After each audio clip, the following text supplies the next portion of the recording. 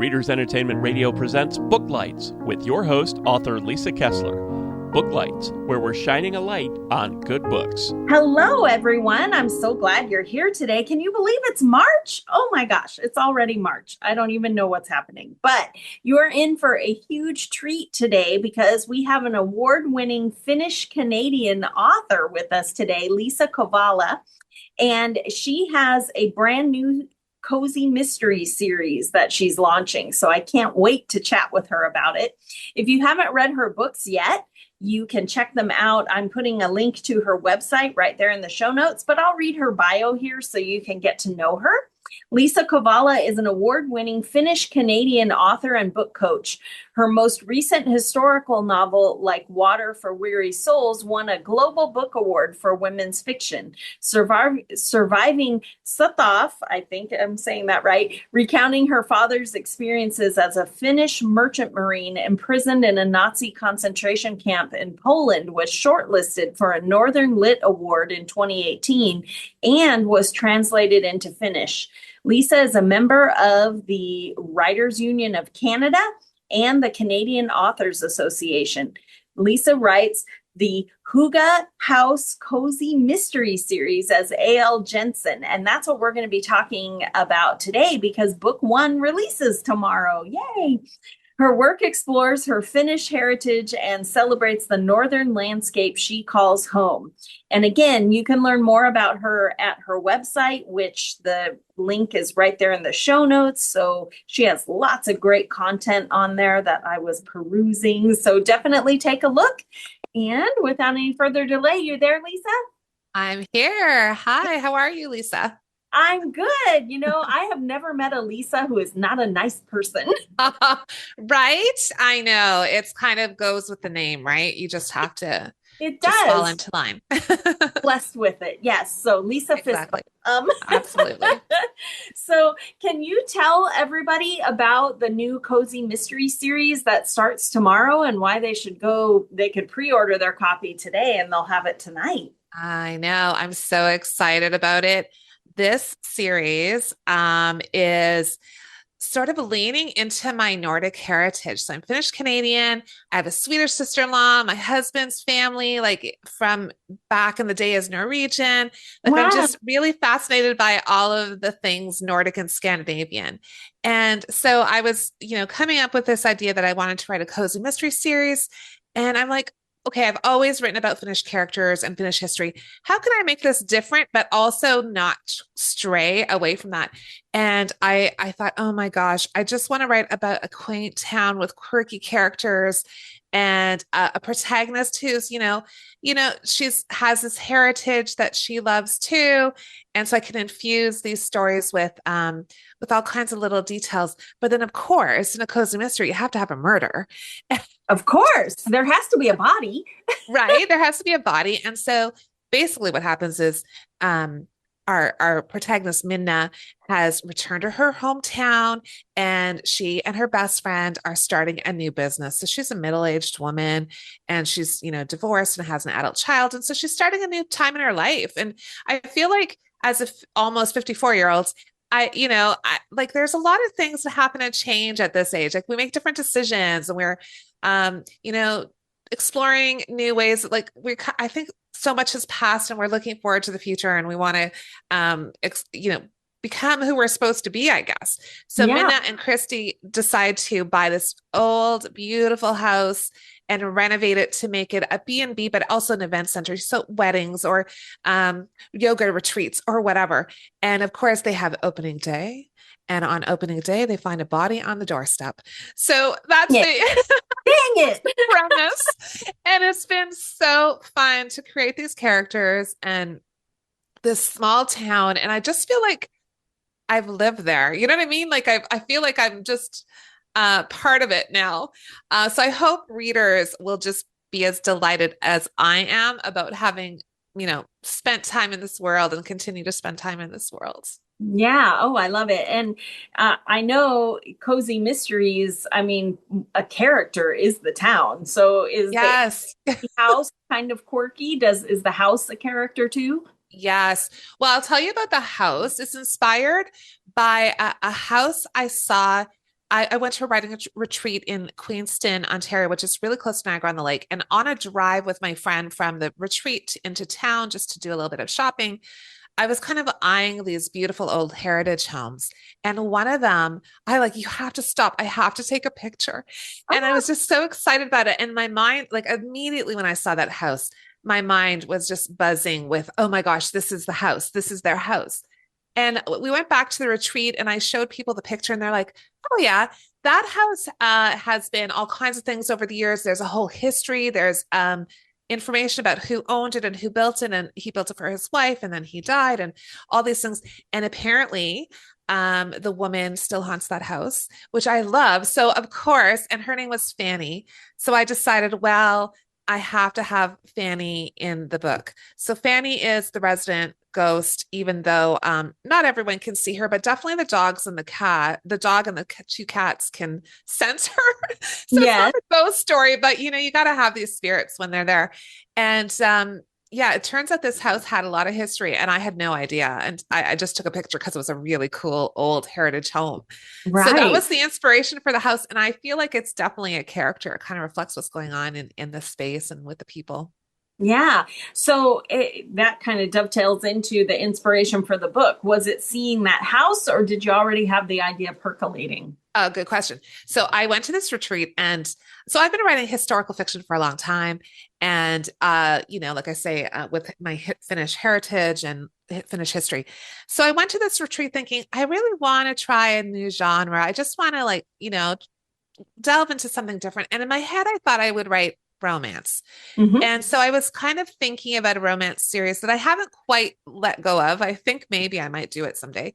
But I had the idea of this house. And then when I saw this house and when I was driving home from this retreat, and all of a sudden, like the romance series didn't download, the cozy mystery series downloaded. I could see the town, I could see the characters, everything just came percolating around this house. And I realized, oh, this is not a romance. Like there's some romantic elements, you got to have A that. plot. Yeah. Right. Yeah, of course. But yeah, it definitely went from, oh, this couple is going to fall in love to, oh, somebody's getting murdered. Yes. As you do when there's an Right. right. Well, I Exactly. wanted to ask, I don't know if you're a plotter or a pantser, but did you have any surprises writing it? Because I know cozy mysteries tend to have a bunch of characters, and sometimes ones that you thought were tiny end up being big. Did you have any surprises writing it? Um, I'm gonna say I'm sort of between pantsing and plotting. So like I say, as I was driving home, I think the surprise was how quickly everything came to me. Because when I'm writing historical fiction, I'm spending like years sometimes reading research, learning about the topic, writing, rewriting. Like it's a kind of a really plotting kind of like, work through it. And I love it, but it can take 2, 3 years. Right. Whereas the surprise to me was how quickly everything came and all these characters came along and who they were and just like feeling like I knew them in a way that like was different from when I'm writing historical fiction. I feel like I'm spending a way more time creating them. Here I felt like they just arrived. So that Mhm. was a shock, like because I'm like, this is not how I normally write. Like it's just different. And I think that's why it's been so fun to do as well.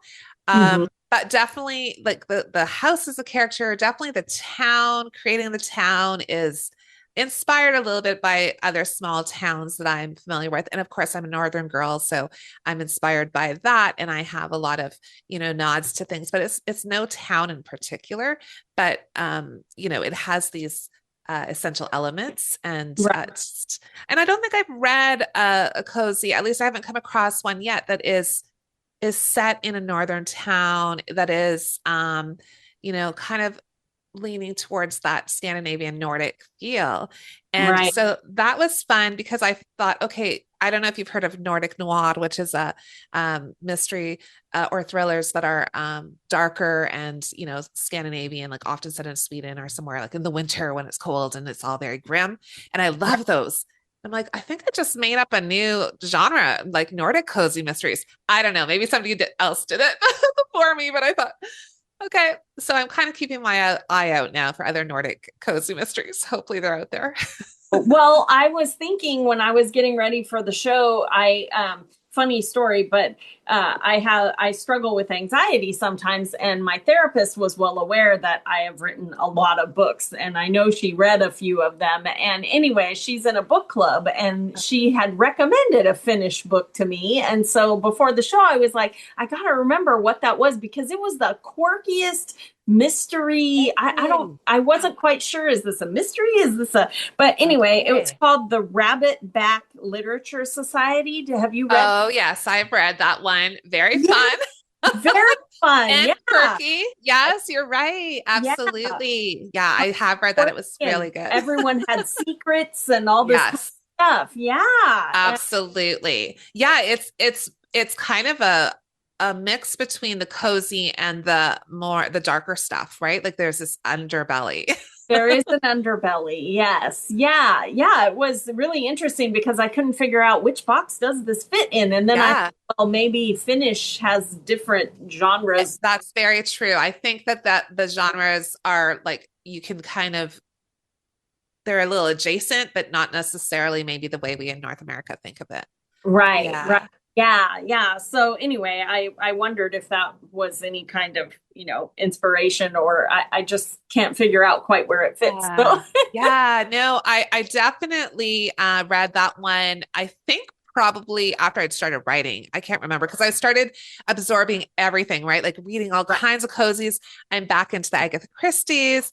I'm like reading what's out there now, like some Australian authors and various people. So it's really fun to see how this genre has like taken its own turns and different like places that are highlighted. Like it's really fun to come back to it because I was such a fan, like of, for instance, Agatha Christie growing up. Like I read Right. everything. And now I'm coming back to them. I'm like, I forgot. Like I forgot how good they are. Yeah. Oh, yay. That's always fun. Yeah, Well, absolutely. do you have, without any spoilers, do you have a favorite scene from the book? Ooh, that's such a good question and a hard one. Um, I think for writing, I enjoyed writing like the scene where they find the body. I felt like because you want to make it like it is cozy, right? So you don't want to like Have make it it too really bloody. gory. Yeah. Right. Yeah. Like but you like you're gonna be shocked to find a body. Like the protagonist needs to have a reaction. So I enjoyed writing that a lot. But I think part of what I really enjoyed is the central family. So there's Minna, who's the middle-aged woman. She has her only daughter is 25, and she's come back to Lakewood too, just for the summer, just for this kind of time period to sort her life out as young people do because they're not really sure what's going on. And also she has her mother Elsie, who's been very independent and really active, but they're all under one roof, living at Hygge House and kind of running Hygge House while Christy has her own place and the business partnership is happening. So these three characters, I love the interaction between the three generations. And like Elsie claims that she can see the ghost and talk to the ghost. Like, they have all their own little things happening. Sophia's just trying to figure everything out and is amazing with social media and all the things. So it's kind of fun to like play with these different generations and how they kind of see the world. And like I always think of Elsie as being like a pretty polished woman, very vibrant, really engaged with community things and the horticultural society and all the things. And Minna is maybe a little bit more like I should probably do my hair and maybe I need a haircut. And mom looks so polished and I should probably go like get better clothes. And like she's kind of like, she knows who she is, but she's also there's mom is kind of iconic and she's like, just herself. Right. So I feel like people will recognize themselves in different characters too. Oh, nice.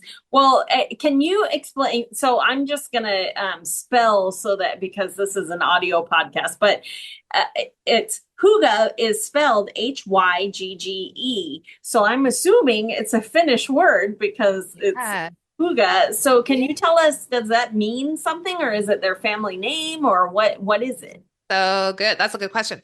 Okay. So hygge is actually Danish and Norwegian. And Okay. it means there's been quite a movement in the last decade or so about the like hygge being like a real coziness. So you might have a fire going and get a blanket and a book and candlelight, maybe a glass of wine or tea, and just that kind of like hunker down, cozy, soft, relaxed feeling. So I thought, okay, for a Scandinavian Nordic book, I thought, what are they going to call this house? And then I thought, okay, of course, Hygge House, because they want to create that in the house. And Right. then there's that discrepancy with, you know, the bad things that happen. Right. So they're trying to create this atmosphere, and they are successful. Like Minna's an interior designer. She is like her specialty is Scandinavian design, so she's really trying to create this vibe.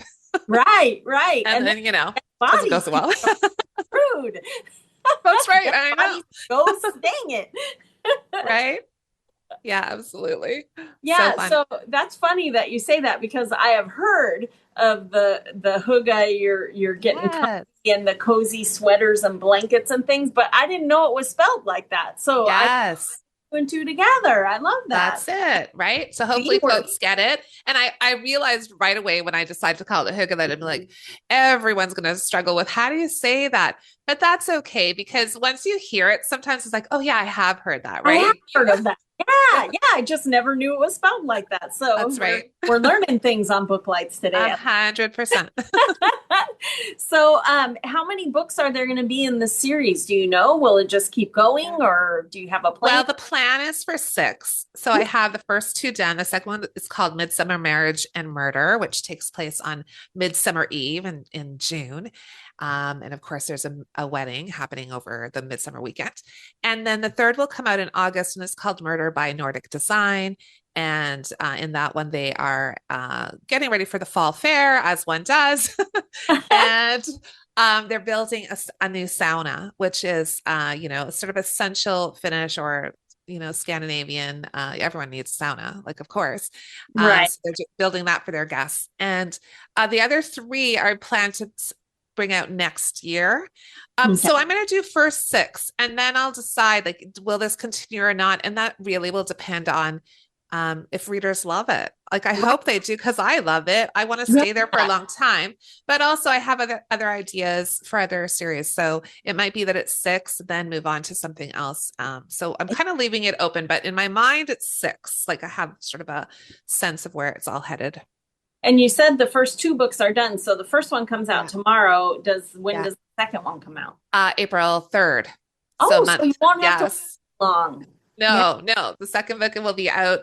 It's already up for pre-order, so that's fun. And then the third one is a little bit longer into August, but I'm working on that right now.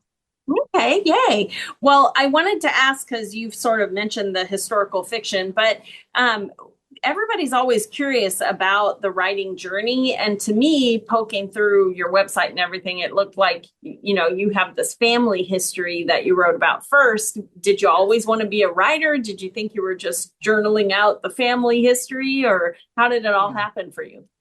I was a writer right from the get-go. Like I always think I was drawing stories before I could write them. And then I was like writing the little story to go with the picture, and then I was writing the story, right? So it was like the stories were always there and they were coming out in whatever way I could at the time. Right. So eventually it was just writing. So I was always writing.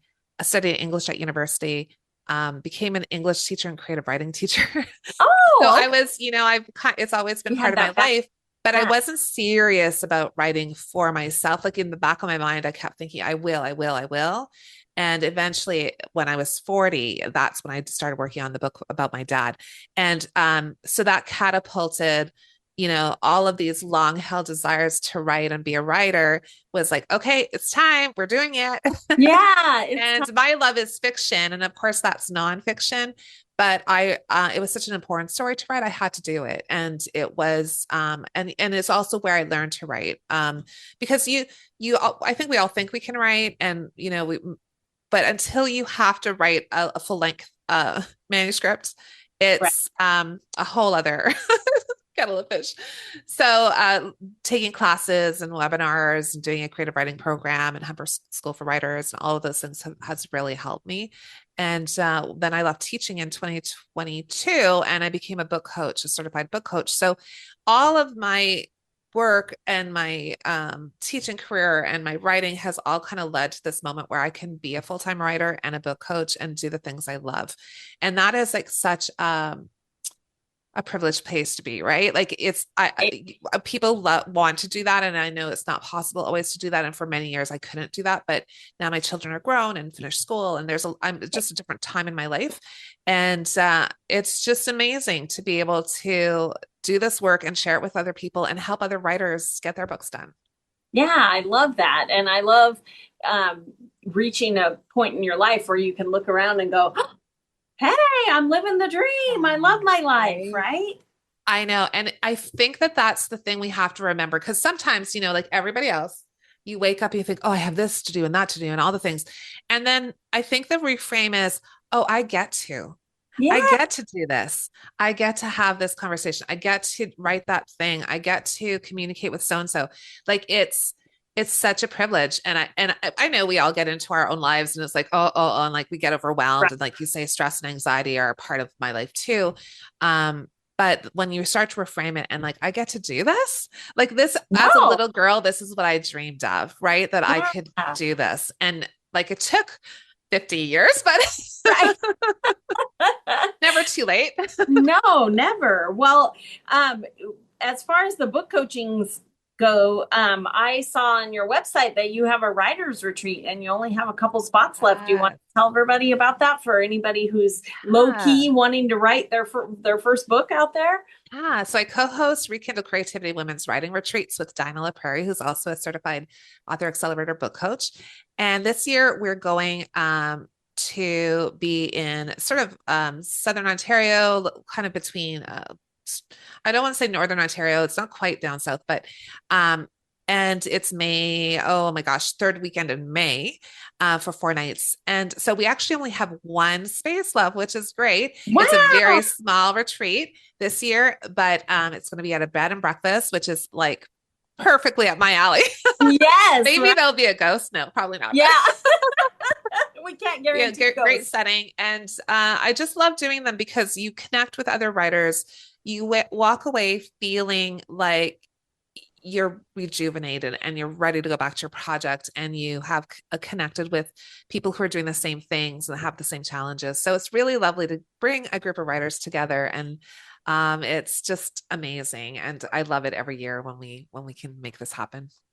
And if somebody is listening and they're super excited, if they go to your website, do they register there? Yeah, they can go to my website and they'll see the writing retreat on the top, but also you can go to rekindlecreativity.com. So that'll be bringing you both to the same place. And there's information about the location and all of the things are there. Great photographs. Oh my gosh, that place is so beautiful. And the registration form is there too. Okay, great. Well, what's next for you? You said book 2 is already done. So what's next that you're working on? Yeah. So I'm working on book 3 currently. And I also have 2 other historical novels. One is, I hesitate to say done because, as you know, it's not really done until it's published, but it's quote unquote done. And I actually have another historical novel that I'm very close to being done. And I did a research trip last year and I have some work to do about integrating some of the things I learned.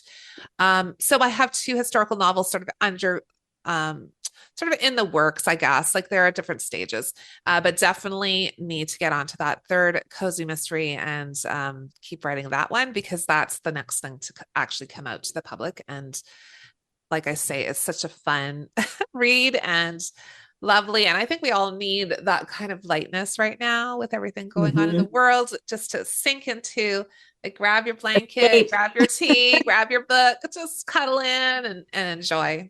Yeah, I totally agree. Well, before we run out of time, who inspires you? Like when everybody wants to add to their to be read list. So who do you like to read? That's such a hard question because I read really, really widely. Mm-hmm. So I love Hannah Kent, for instance. I love Hilary Mantel's Tudor era books. Like, I mean, I just everywhere. And like I say, that Agatha Christie, I just came back to it after all these years. And I'm enjoying reading them as an adult because I think read them when I was a teenager. So I think it's hard to pinpoint. I do come back over and over again every few years, and I'll read up all of Jane Austen again. Like I'll just, Mhm. and that's comfort food for me, to go back to Right. those books and just be like, I know where this ends, but I just need to sink right into this Yeah. town and these people and their quirkiness and their humor and this sort of time long gone. And so I will come back to Jane Austen over and over, but it's hard to pick a favorite because they're all so good for different reasons and Right. different genre. Like I love different genres. So yeah, someday Yeah. maybe I'll pick a favorite, but I don't think so. Yeah. Well, we don't need favorites. We just need to know Yeah. who we go see. Yes. Love, Yeah. when you go back to Jane Austen as a writer, I love to, she's like the master of pining. And, Yes. how do you keep it going so long of the Right. pining?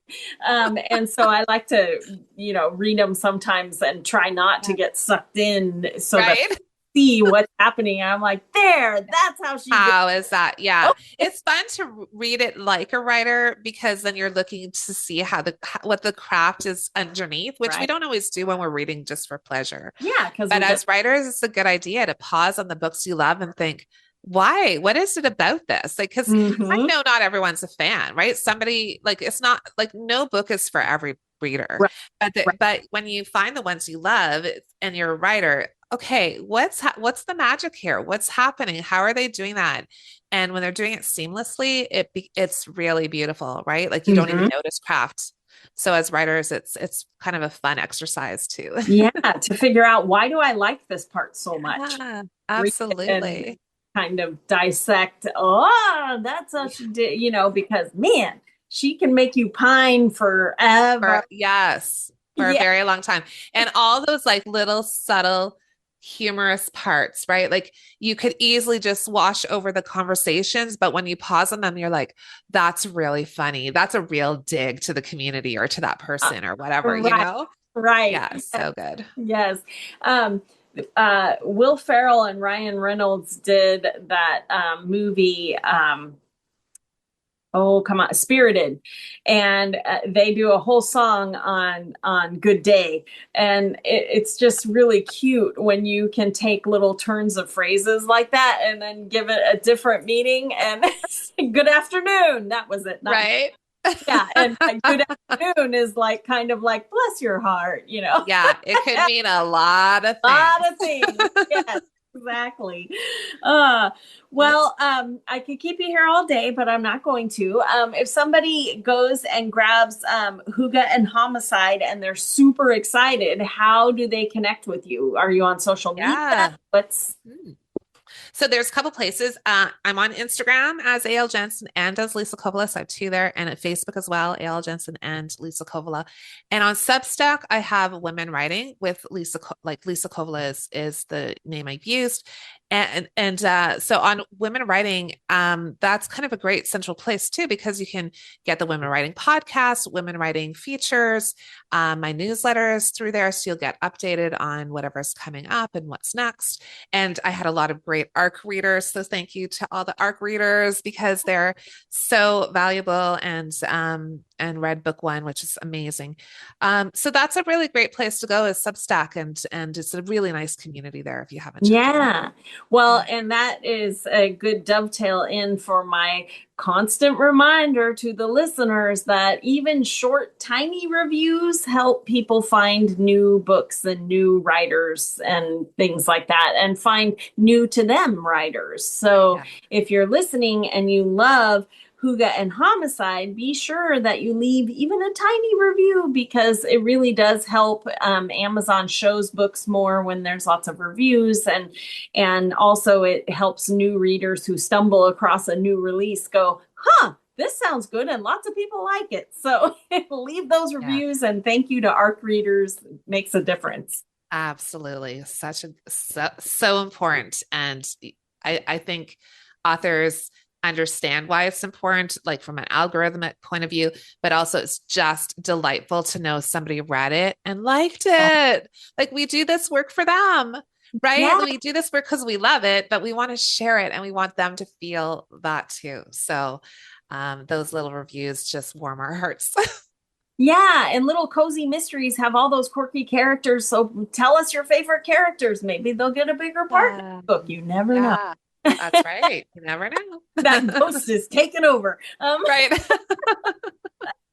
Well, thanks so much for being here. It was great chatting with you. And everyone, go out and grab Hygge and Homicide. Remember, it's spelled Hygge. So if you're like me and you're like, oh, I didn't know it was spelled that way, there you go. Go find the book and leave a review. And thanks so much for being here, Liisa. Oh, thanks for having me. This was so fun. Thanks for joining us on Booklights. Be sure to connect with us at www.readersentertainment.com for articles, blogs, videos, and podcasts that matter to readers.